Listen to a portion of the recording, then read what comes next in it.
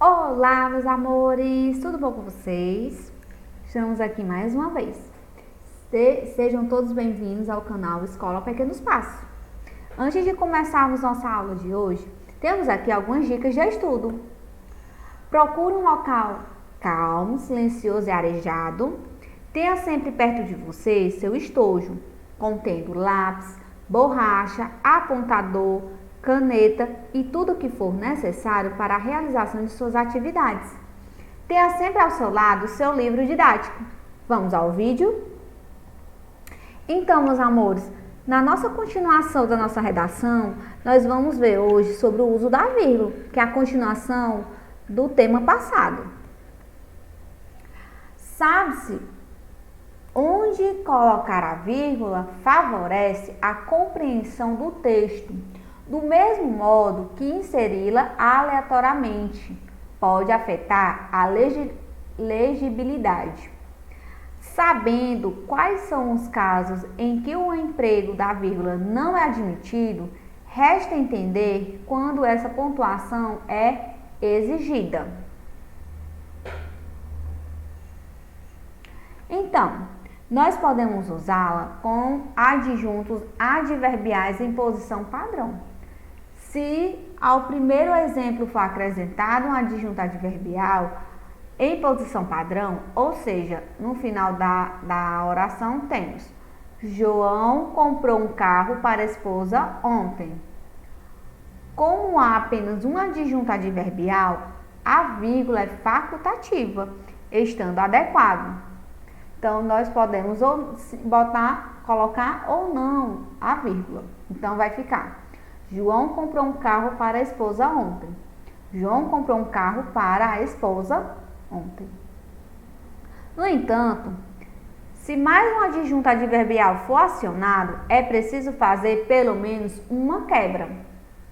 João comprou um carro para a esposa ontem antes do almoço. João comprou um carro para a esposa ontem, antes do almoço. João comprou um carro para a esposa ontem, antes do almoço. Adjuntos adverbiais fora da posição padrão. Em razão de os adjuntos adverbiais terem grande mobilidade dentro da oração, podem ocupar uma posição que não é padrão. Isso é representado pelo uso da vírgula, que insere uma pausa. Ontem, João comprou um carro para a esposa. João, ontem, comprou um carro para a esposa. João comprou um carro ontem para a esposa. Adjuntos adverbiais sob forma de oração.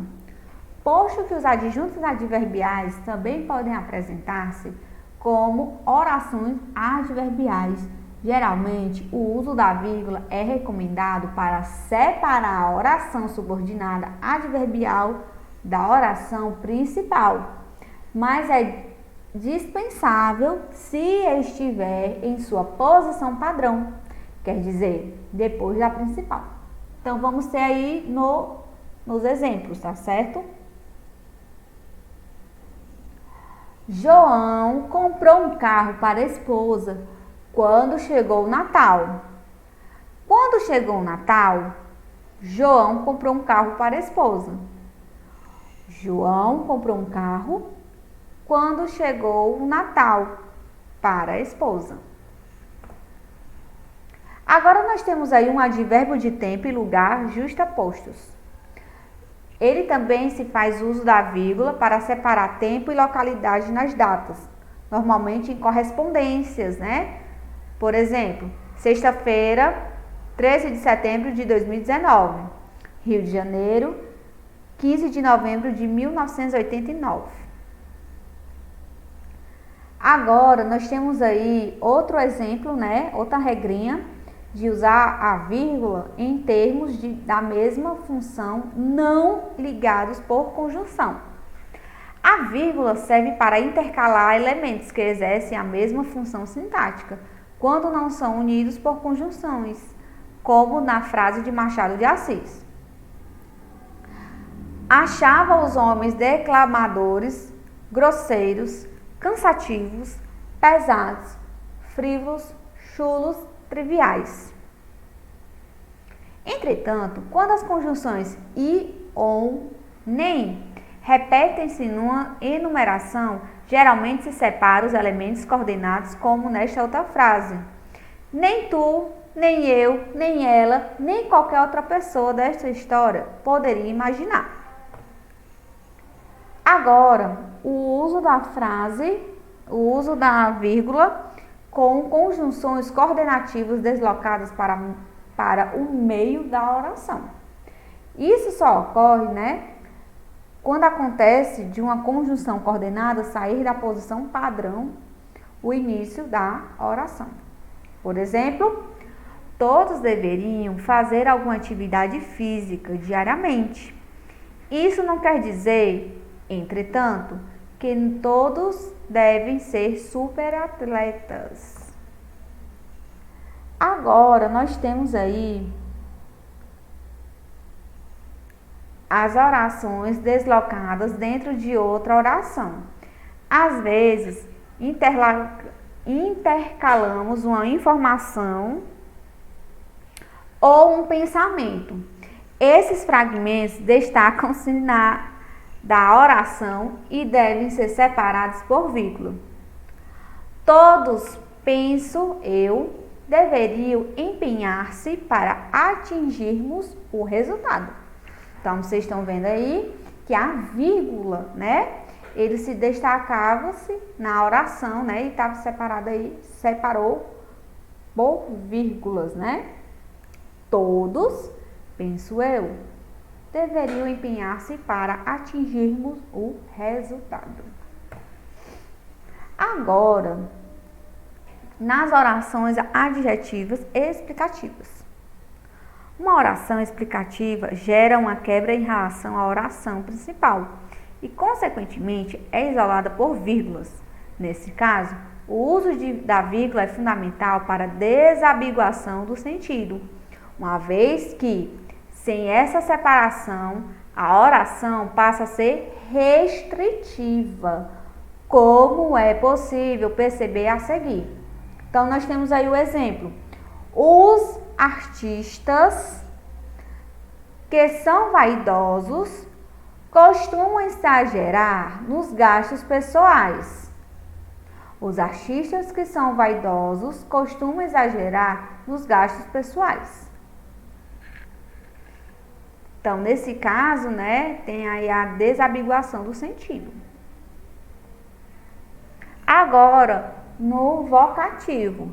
O vocativo, seja qual for sua posição na frase, deve ser separado por vírgula. Dona Glória, a senhora persiste na ideia de meter o nosso Bentinho no seminário? E também nós temos aí no aposto. Assim como o aposto, sempre isolado, mesmo que no início da sentença.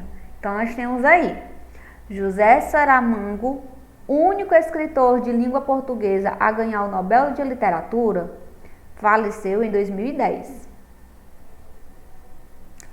Único escritor de língua portuguesa a ganhar o Nobel de Literatura, José Saramago, faleceu em 2010. Então, nós temos aí o aposto, ele está isolado entre vírgulas, Agora, nós temos aí algumas expressões explicativas ou de retificação. As expressões como, além disso, por exemplo, ou melhor, inclusive, isto é, ou seja, a saber, aliás, com efeito, são isoladas por vírgulas. Aí nós temos aí um exemplo. José Saramago morreu no dia 18 de julho, aliás, junho.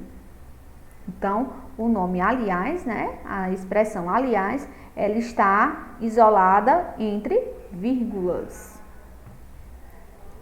Nós temos também a elipse do verbo.